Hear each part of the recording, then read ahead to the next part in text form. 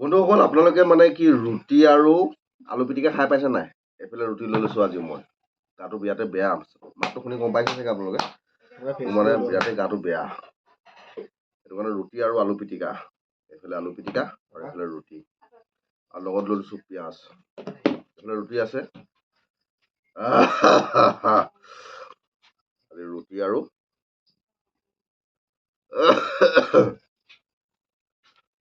আলু পিটিকা খাম চিৰা। বোম জ্বলা হ'ব কিন্তু। বাবুল নাখালি?